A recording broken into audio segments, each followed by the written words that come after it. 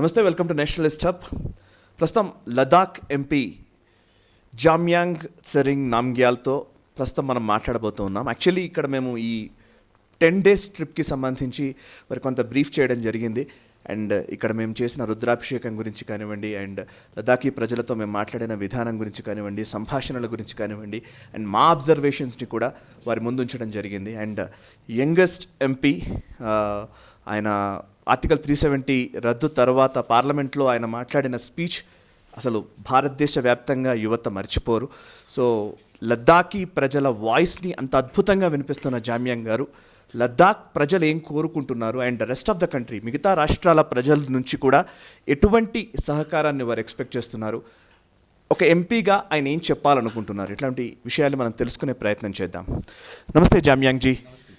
Jamyang ji, we have travelled across Ladakh. I mean Nubra और कारगिल द्रास तक गए थे हम लोग, इस तरफ देमचोक तक गए थे.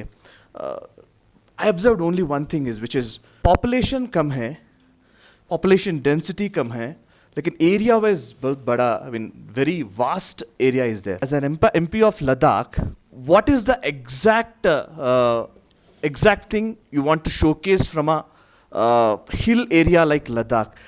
मैं सबसे पहले आपको और पूरे आपके टीम को लद्दाख में स्वागत करता हूँ. Welcome to Ladakh. और जिस तरह आपने लद्दाख के अलग अलग नूक एंड कॉर्नर्स पे जाके देखा, इट्स 60,000 स्क्वायर किलोमीटर अगर हम जोग्राफिकल साइज को देखें, and largest parliamentary constituency in a country. 45,000 square kilometre का लेह डिस्ट्रिक्ट है, 15,000 स्क्वायर किलोमीटर का कारगिल डिस्ट्रिक्ट है. बट यस, पॉपुलेशन बहुत कम है. अगर हम 2011 के सेंसस को देखें तो ऑलमोस्ट 3 लाख पॉपुलेशन ओनली, तो 3 लाख की ही पॉपुलेशन है यहाँ. पर पर्सन 3 किलोमीटर्स के साइज़ जो है बताते हैं. लेकिन यहाँ के एस्पिरेशंस, यहाँ के जो लोगों की ज़रूरत, यहाँ के लोगों की चाहत जो है बहुत ऊंचा है. See, last after India independent, 71 year तक जो है कश्मीर गवर्नमेंट के जो सब्जुगेशन में रहा, कश्मीर सेंट्रिक पॉलिसीज़ के वजह से लद्दाख को जितना विकास होना चाहिए था, जितना तरक्की होना चाहिए था, हमारे आइडेंटिटी को लेके पूरे दुनिया में मशहूर होना चाहिए था, उतना नहीं हो पाया. यही जो है आपने देखा होगा, जो हमने पार्लियामेंट का जो स्पीच में, वो मेरा एक व्यक्तिगत राय नहीं था, यहाँ के लोगों के एक मन की बात था हमारे, और वो भी सिर्फ एक ही डेकेड्स का नहीं, 7 डेकेड्स का जो है लोगों के मन की बात को हमने पार्लियामेंट के द्वारा पूरे देश को, दुनिया को बताया.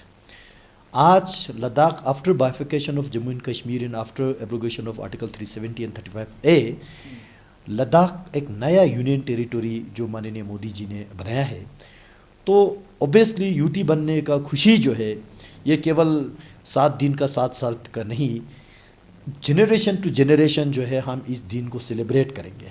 क्योंकि केवल यूटी का एक नाम नहीं मिला, केवल एक यूटी का दर्जा स्टेटस नहीं मिला, बल्कि हमारा जो खोए हुए आइडेंटिटी था उसको वापस मिला हमें. एक बात.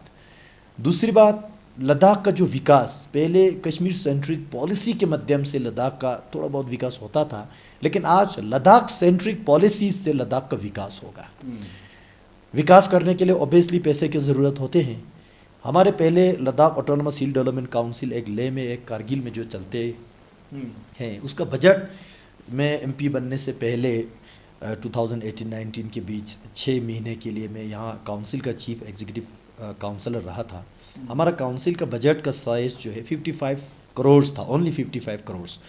इसी 55 करोड़ में हमें हेल्थ विभाग, एजुकेशन विभाग, इसी तरह जितने भी जो 40-50 विभाग है, डिपार्टमेंट्स है, वो सारा हमें चलाना पड़ता था. और ख़ासकर कंस्ट्रक्शंस को लेके आपने देखा साइज़ ऑफ जोग्राफी.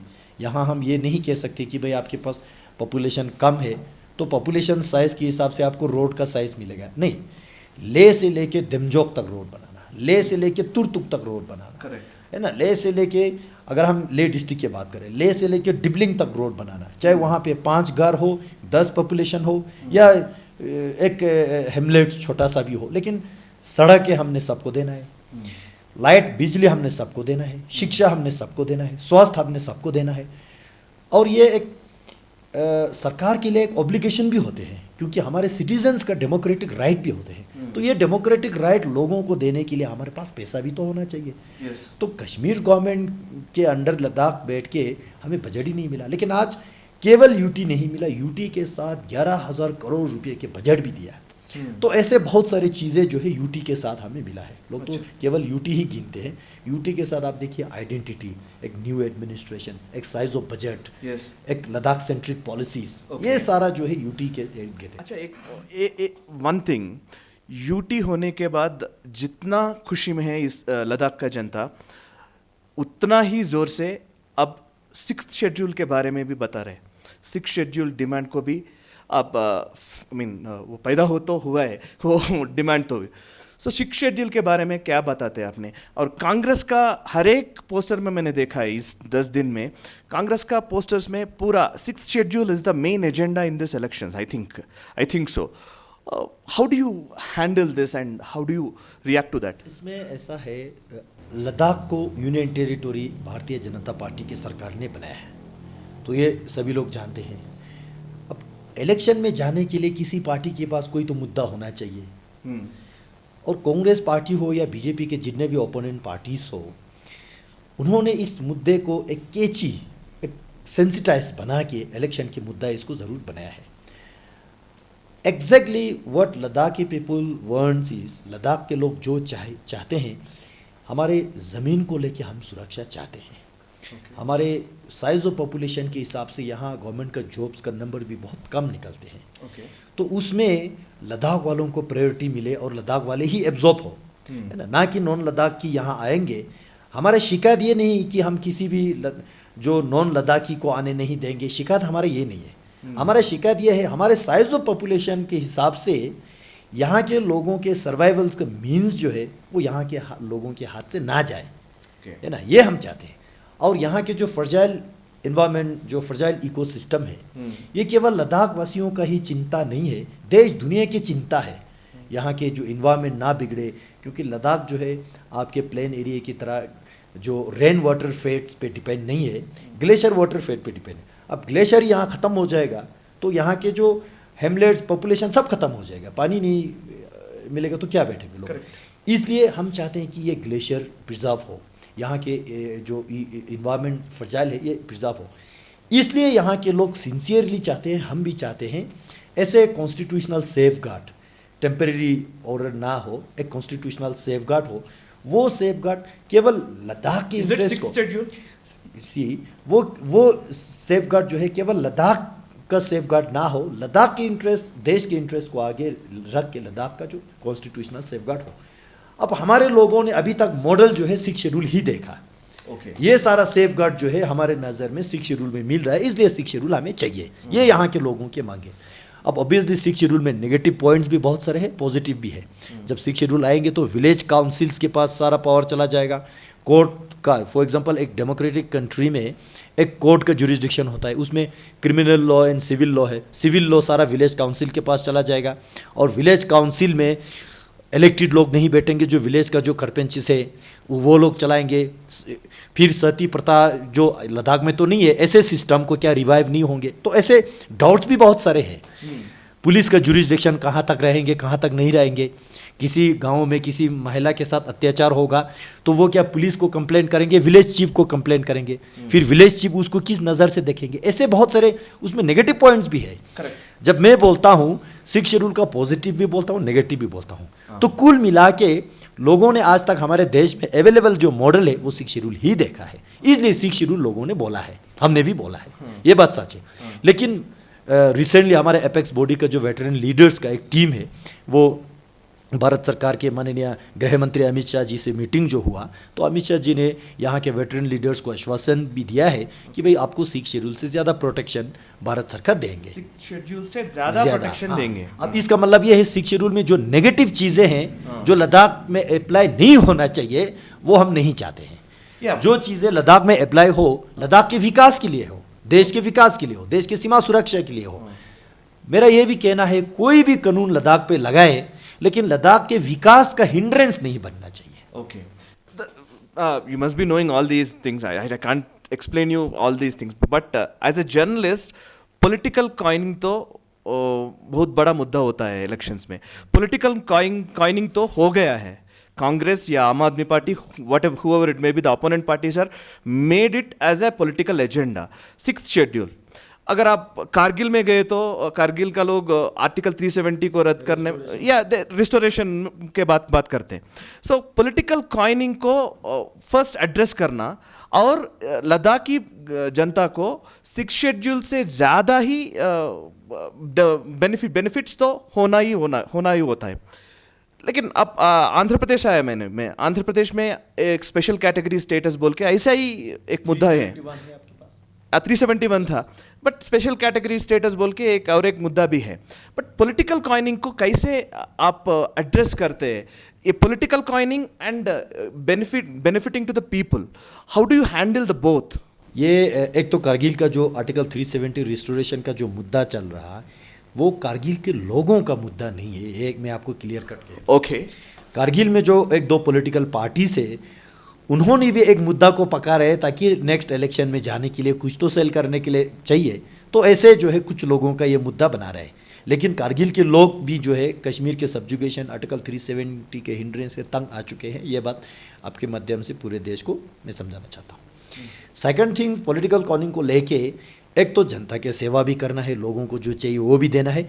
दूसरा एक पॉलिटिकल एजेंडा को आगे लेके हम इसको भारत सरकार के ओबियसली मदद से और साथ ही साथ देश के हित के लिए लद्दाख के हित को आगे रखते हुए यहाँ के सभी पार्टीज़ को, सभी रिलीजियस ऑर्गेनाइजेशंस को, सभी वेटरन लीडर्स को साथ लेके जो है हम इसको सॉर्ट आउट करेंगे. ओके. और आप ये रोड्स के बारे में बता रहे हैं. मैं भी द्रास तक गए और इस तरफ नुब्रा से उस तरफ तुर्तुक तक हम लोग गए थे. इस तरफ तो रोड्स बहुत अच्छा है, बीआरओ में अच्छा रोड बना है, सड़कें बनाए हैं. लेकिन सदर्न पार्ट में रोड तो it's very difficult to travel across the southern part, right? So हम लोग दुमटी तक गए और दिमचोक तक, और न्योमा से भी रोड अच्छा नहीं है. सो डेवलपमेंटल एक्टिविटीज़ को इस 4-5-6 ईयर्स में थोड़ा डेवलपमेंट तो हो रहा है बोल के इधर का जनता ने बता रहे. ग्राउंड रिपोर्ट में देखे तो जनता बता रहे. लेकिन ये सदर्न पार्ट को आप थोड़ा इसमें कुछ चीज़ें जो है हमें डिफ्रेंशिएट करके भी देखना पड़ेगा. फॉर एग्जांपल आपने श्रीनगर टू लेह का रोड देखा है ना, नेशनल हाईवे 1. वो नेशनल हाईवे वाले डेवलप करते हैं, स्टेट गवर्नमेंट के जुरिस्डिक्शन में वो नहीं आया. एंड कुछ रोड से बॉर्डर रोड ऑर्गेनाइजेशंस के अंदर आते हैं, वो डिफेंस का रोड है, वो सेंट्रल गवर्नमेंट देखते हैं. बाकी छोड़ के स्टेट गवर्नमेंट के पास जो पीडब्ल्यूडी का रोड आते हैं उसका हालत देखिए. उससे पता चलता है जो स्टेट गवर्नमेंट ने लद्दाख को कितना स्टेप मदरली ट्रीट किया, कितना नेग्लेक्ट किया. लेकिन मोदी जी के गवर्नमेंट आने के बाद और ख़ासकर यूटी बनने के बाद ये सारा स्टेट गवर्नमेंट का जो रोड है पीडब्ल्यूडी का वो लद्दाख के हाथ में ही आया है. अच्छा. अब इनडायरेक्टली लद्दाख यूटी है तो एमएचए के अंडर ही आता है, तो ये सारा सेंट्रल गवर्नमेंट के हाथ आ गया है. तो आने वाले दिनों में अभी तो यूटी बन के इसी 31 अक्टूबर को ही 1 साल हो रहा है. 1 साल में बहुत सारे जो रूल ऑफ प्रोसीजर्स चेंज करना होता है, फाइनेंशियल कोर्स चेंज करना होता है, वो करने में लगे हुए हैं. तो आने वाले 1-2 साल में अगर आप दोबारा लद्दाख वापस आएंगे तो आप देखिएगा पिछले 70 साल में जो विकास नहीं हुआ तो आने वाले 7 साल में तो डेफिनेटली आपकी आंखों के सामने देखने को मिलेगा. नॉट ओनली द रोड, यहाँ के एजुकेशनल इंफ्रास्ट्रक्चर को देखिएगा, हेल्थ इंफ्रास्ट्रक्चर्स को देखिएगा, हर चीज़ में जो है 70 साल और 7 साल का जो फ़र्क जो है ज़मीन आसमान का आपको ज़रूर देखने को मिलेगा. कल हम लोग दुमटी में ठहरा था. दुमटी में तो इलेक्ट्रिसिटी भी नहीं है. दुमटी में इलेक्ट्रिसिटी नहीं है. उधर न्योमा लोमा उधर रोड सड़कें अच्छा नहीं है. डिमचौक तक भी ये प्रॉब्लम है. अगर उस पार एलएसी के उस पार देखे तो उधर डेवलपमेंटल एक्टिविटीज़ बहुत बढ़िया है. हम लोग देख रहे हैं, नेकड़े से देख रहे हैं, उधर हाईवेज वीजे पूरा अच्छा बना है. मैं आपको एक एग्जांपल दूंगा. इसी रिसेंट इलेक्शन में मैं कैंपेन में गया था तारू विलेज. ये नज़दीक है, ले के नज़दीक है, इतना दूर भी नहीं है. दिमचौक के दूरी भी नहीं है, इधर नज़दीक है. वहाँ गाँव वालों का एक शिकायत कह सकते हैं भाई कोविड की वजह से लॉकडाउन हुआ, हमारे सारे स्टूडेंट घर में ही बैठे, पूरे दुनिया में ऑनलाइन एजुकेशन चल रहा है, हमारे गांव में इंटरनेट नहीं चल रहा है, आप लोग इंटरनेट क्यों नहीं दे रहे? तो मैंने बोला भाई देखो, जिन लोगों पहले सरकार में थे, कम से कम एक टावर खड़ा करके रखता तो उसको 3G 4G लगाना हमारे लिए आसान हो जाता है, इज़न्ट इट? इम्प्रूवमेंट अपग्रेड करना तो आसान हो जाए। भाई बुनियाद ढांचा ही खड़ा नहीं किया। अब हम MP बन के एक दरख्वास्त लेके टेलीकॉम मिनिस्टर के पास जा रहे हैं, भाई हमें टावर सेंक्शन करके दे दो। सेंक्शन करने में 1-2 महीना लगता है, फिर लाना, टेंडर करना, ये ढांचा खड़ा करना, टावर खड़ा करना, इसमें तो 1-2 साल ऑब्वियसली लगता है। Same case with electricity. पहले के सरकारों ने दुमटी देमजोग तक पोल ही नहीं बिछाया, खड़ा किया, तार ही नहीं बिछाया, प्लान ही नहीं किया। अब सारा जो है मोदी जी आने के बाद दीनदयाल उपाध्याय ग्रामीण ज्योति योजना जैसे स्कीम्स बना के पूरे रूरल एरियाज को जो इलेक्ट्रीफाइड कर रहा है, वो मिशन अभी लगे हुए। अगर पहले के सरकारों ने कम से कम पोल खड़ा करके रखता, तार लगा के रखता, तो इलेक्ट्रिसिटी प्रोड्यूस करके वहाँ पहुँचाना हमारे लिए आसान हो जाता। मेरा कहने के मतलब है बुनियादी ढांचा ही अभी खड़ा हो रहा है। कम से कम पहले कच्चा सड़क बना के रख देता तो ब्लैक टॉप करना हमारे लिए आसान हो जाता। अब बुनियाद से हमें शुरू करना होता है तो इसमें 1-2 साल तो ऑब्वियसली लगेगा ही। तो ये जो है हमें समझना चाहिए। yes. मैं तो एक 20 साल में कभी भी देखा नहीं लद्दाख की वॉइस को पार्लियामेंट में इतना जोर से बताना। लद्दाख की वॉइस आप हैं, हम लोग तो उधर तेलुगु स्टेट्स में है, लेकिन लद्दाख का वॉइस इतना जोर से आपने पार्लियामेंट में बताया। लेकिन आप बहुत ज़्यादा चैलेंजेस फेस करने वाला है अभी। इस तरफ पीओके है, पीओजे के है, इस तरफ LOC इस तरफ है, इस तरफ LAC है। बॉर्डर डिस्प्यूट्स अभी होने वाला है, अभी युद्ध की भी war like situations are there in now. So how do you handle the political and border disputes and at the same time people's welfare? Do you feel this as a challenge and what are the objectives you have? ये बात सच है कि लद्दाख जो है ऐसे geographical area पे ऊपर वाले ने या जिसने भी बनाया है ऐसे जोग्राफिकल, ऑब्वियसली इसके साथ चैलेंज भी है। लेकिन आज के डेट में चैलेंजेस भी है तो अपॉर्चुनिटीज़ भी है, स्ट्रेंथ भी है, सॉल्यूशन भी है। क्योंकि पहले हमारे पास चैलेंजेस थे तो देश में एक ऐसा सरकार बैठता था, ना देखता था ना सुनता था। आज हमारे पास चैलेंजेस है तो देश में एक दमदार सरकार भी तो है, सॉल्यूशन भी तो है। अभी बॉर्डर इश्यूज़ की जो आपने बात किया, क्या पिछले जो 70 साल में जो इनक्रोचमेंट नहीं हुआ है क्या? हमारा अक्साई चीन किसकी वजह से उस तरफ चला गया, पीओके किसकी वजह से उस तरफ चला गया? तो उससे पता चलता है कि देश में सरकार कितने कमज़ोर बैठे थे। लेकिन और उसके बाद भी यूपीए के दौर में भी step by step, inch by inch देश की सेना पीछे, सियाचिन को भी माउंटेन ऑफ पीस बोल के। लेकिन आज देश में मोदी जी के सरकार आने के बाद बॉर्डर में कम से कम लगा तो हुआ है ना। हमारे आर्मी वहाँ पे लगा के दिन रात जो है हमारे भारतीय सेना वहाँ पे लगा के देश के एक एक ज़मीन को बचाने की कोशिश तो हो रहा है। पहले की सरकार में तो कोशिश ही नहीं हुआ था, मैं आपको बता दूं, कोशिश ही नहीं हुआ था। लेकिन आज चैलेंज भी है तो हमारे पास सरकार का स्ट्रेंथ भी है, सॉल्यूशन भी है। तो इंडियन आर्मी के पास जो है मॉडर्न इक्विपमेंट भी है। पहले के सरकारों ने इंडियन आर्मी को ठीक तरह से कपड़ा भी नहीं दिया। हम समझते हैं सियाचिन ग्लेशियर में -45 डिग्री में कैसे सर्वाइव करते हैं, -65 में कैसे सर्वाइव करते हैं। तो आज चैलेंज भी है तो ऑब्वियसली स्ट्रेंथ भी है, अपॉर्चुनिटीज़ भी है, सॉल्यूशन भी है। Okay, what are you expecting from the rest of the country?